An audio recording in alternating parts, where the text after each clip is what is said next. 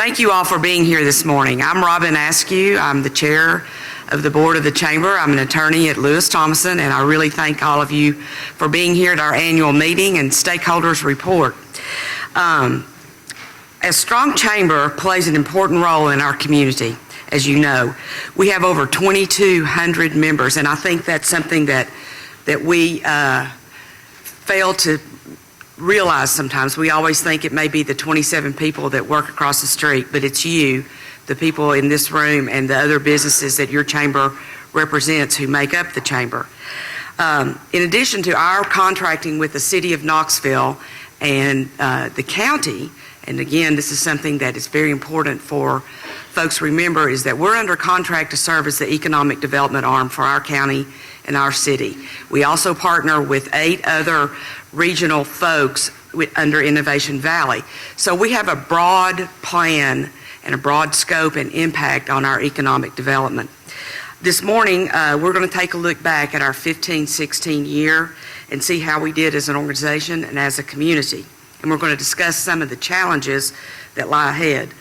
I want to recognize a couple of groups before we get started. First, the great board that I'm honored to serve with. If you would please stand, Chamber Board. I know some of you may be back there.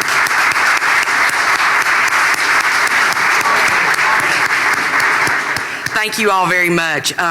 If you are interested in becoming more involved with the Chamber, I encourage you to reach out to some of our the folks who chair our committees. They're very active, and in fact, a lot of the work that is done by the Chamber is through these very active committees, and they're a lot of fun and a lot of interesting people. Next, I'd like to recognize the elected officials who are here today. Mayor Tim Burchett, Patricia Robledo, not elected, but here representing the city of Knoxville, John Schoonmaker, Charles Bussler, Carson Daly, Dwayne Grieve, Daniel Brown, George Wallace, Marshall Stair, Finbar Saunders, Senator Richard Briggs, Representative Roger Kane, Patty Bounds, and Knox County Trustee Ed Schaus. Thank you all for being here.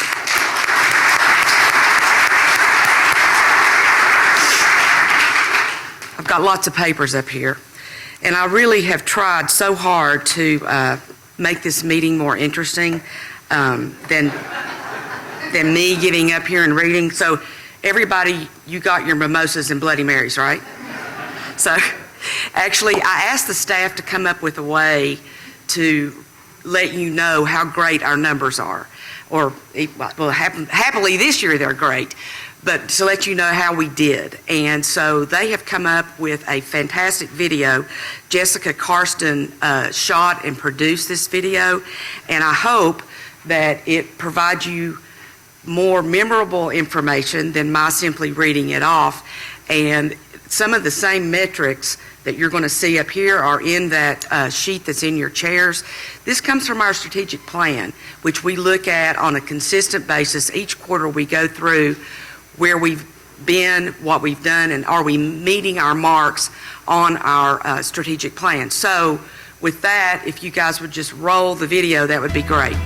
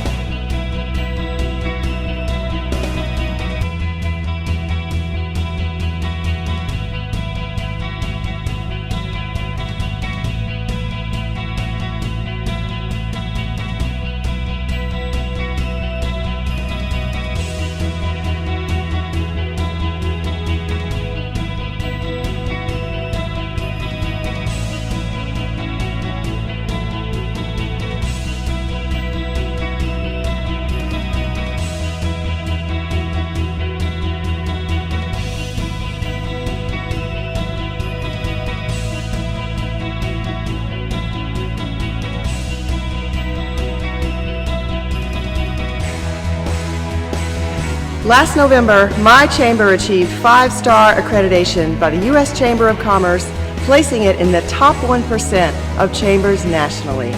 This past year, there were 1,627 volunteer hours dedicated to my chamber by its board members, committee members, and ambassador program. After this past year, my chamber has a total of 2,192 members.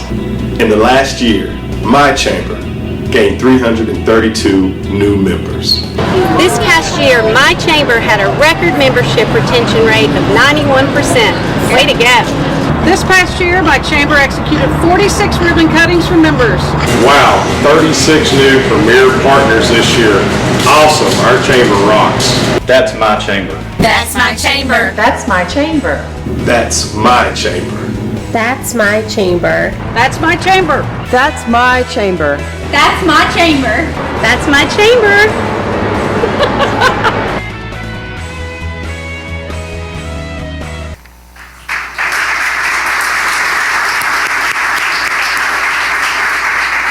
Thank you, staff. That's so much better. And I really want to recognize the staff for the great job that they do and repeat 3 numbers that are huge from that video. 91% retention rate. That's a record for us, and it is way above the national average for our members to see the value of the chamber. And then 4,149 jobs created in our region and $1.5 billion in new capital in our region. It's fantastic. Staff, will you stand up and be recognized, please?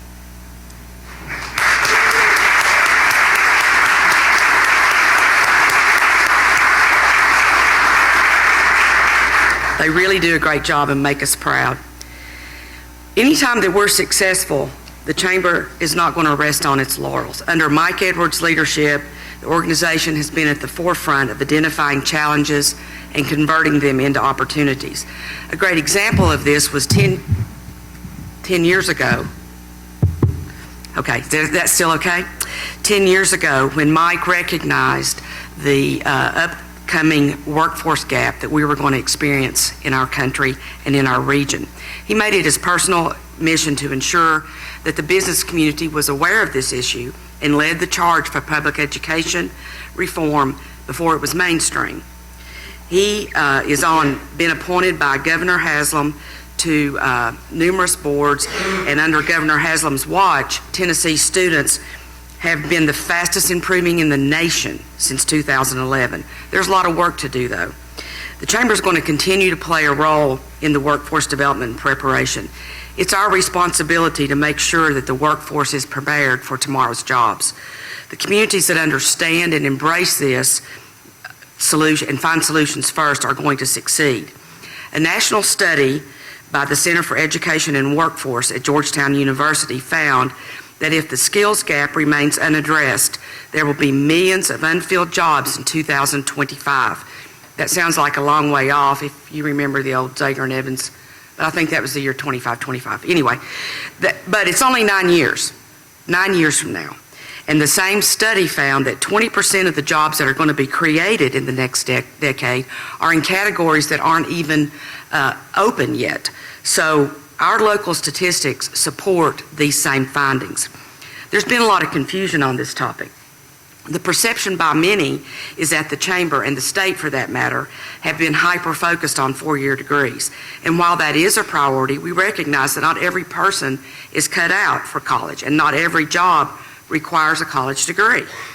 What we are sure of is that well-paying jobs of tomorrow are going to require a high school education and some sort of post-secondary certificate at a minimum.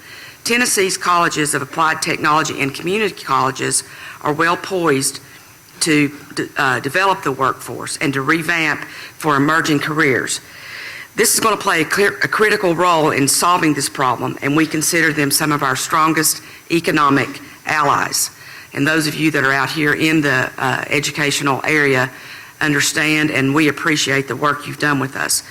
One of the solutions to bridging the skills gap is to look at this problem like a business and apply a supply and demand approach. The Chamber's engaged in 2 projects that are doing just that. LaunchMyCareerTN.com is a state of Tennessee initiative that helps people cut through the confusion and find programs of study that can lead to well-paying jobs. The Knoxville Chamber received a grant to help promote and create awareness for this new web tool. A link to LaunchMyCareerTN.com can be found on our website, and I ask you to go there and look at this and study it and remember it as you talk to folks who are looking to move on from their secondary, their high school degree, or engage in a new career. Chamber leadership is also heavily engaged in a project called the Tennessee Talent Pipeline. This is modeled on the U.S. Chamber's Talent Pipeline Management Academy. We are going to collaborate with the other metro chambers and state government agencies to create an employer-led, demand-driven talent pipeline. The seed money for this effort was created by Knox County under the leadership of Mayor Burchett. You're going to be hearing a lot more about this topic in the coming months, and I ask you to become familiar with that also. Finally, we're going to continue to push for student achievement and public education reform. That's the foundation for ensuring the development of the workforce. Mike has a seat at the table for ensuring this ongoing discussion. He serves on the state's Board of Education, having been appointed by Governor Haslam. We're going to closely watch the Knox County Board of Education work through the process of finding a new superintendent. We want to ensure that our new superintendent understands and continues to prioritize student achievement. For those of you that didn't know, our chamber made an important addition to its staff this year. We were very fortunate to be able to bring on Amy Nolan, who's the former editor of the Knoxville Business Journal. She serves as Vice President of Public Policy. This is an important role for us and for the business community, and we're fortunate to have such a consummate professional serving in this effort. Thank you.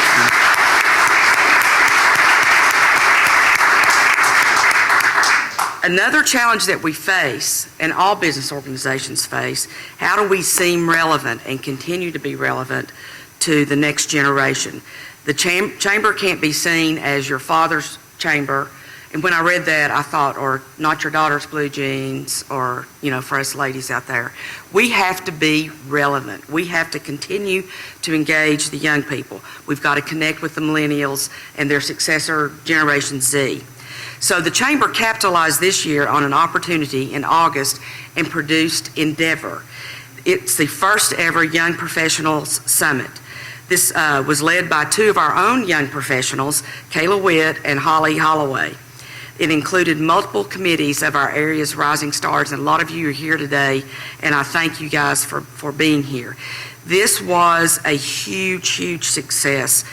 It was one of our most successful events ever. We had more than 550 young people sign up and attend this program. It consisted of an entire day of professional development and personal development, networking, and community engagement. And we're excited to see what next year is going to look like. Again, I encourage you to look on our website, encourage the young people in your organizations, in your churches, in your communities to get involved in this. I have a feeling that next year a lot of what we're going to be talking about at this meeting is going to be about what the entrepreneurs have done. So again, thanks to the guys and the young ladies who attended it, and I want to give everybody a big hand for that too.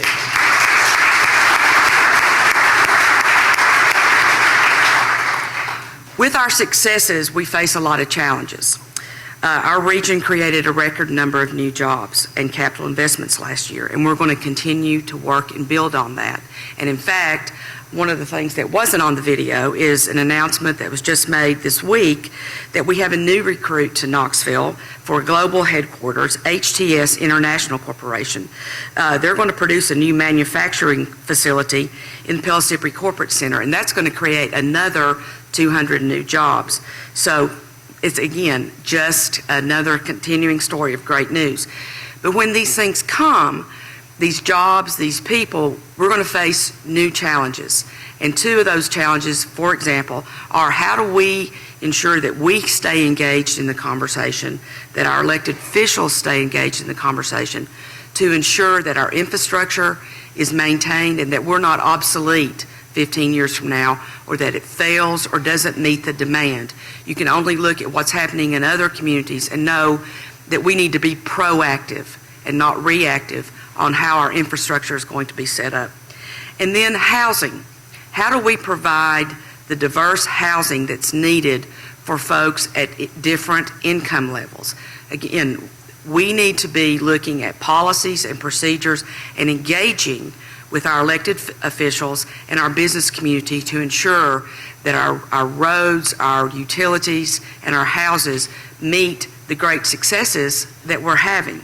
It takes vision and courage to do this, and our chamber is going to ensure that our community leaders, along with our members, meet these challenges. As the chamber staff looks to create the next version of our strategic plan, the challenges we've brought to light are going to be the cornerstone of what we do and what we put in that strategic plan. We have our work cut out for us. I've been around this organization long enough to know that the staff and the board are going to tackle all of these challenges with energy and innovation. I want to take the opportunity to make you aware of a new community branding effort that the community has become involved in. The 865 initiative was born this summer when several individuals who love the Knoxville Oak Ridge area wanted to create a community brand that recognizes and celebrates everything that's great about living, working, playing, and visiting here. This started as a casual discussion over coffee, turned into a meeting with multiple stakeholder organizations from across the region, and Celebrate 65 was born. And I encourage you to also to go to our website and go to www.celebrate865.com to learn. A basic concept is to take words that end in 8 and associate them with everything that's great about our region by replacing that 8 with 865. Think of words like locate, recreate, innovate, and lots of options. We have 2 board members who've taken this to the next level. Alan Hill with AT&T has rebranded his company's national It Can Wait concept about texting and driving, which I hope everybody pays attention to, but they changed it to It Can Wait 65. And Terry Turner, who's our incoming board chair, who will be up here speaking with you next year, has started using Tailgate 65 in relation to his Tennessee Tailgate brand. Whether it's used as a hashtag, a web badge, or a logo on a promotional item, this is a common thread that ties us together and celebrates our region. I challenge you to find your own 865 and start using it. This concludes our annual meeting and stakeholders report. I thank all of you for being here. I encourage all of you to look at these initiatives and look at the successes that we've had. Visit our website and become engaged. And I want you to thank our chamber staff when you see them and get on some of our committees if you can. Thank you again. The meeting is adjourned.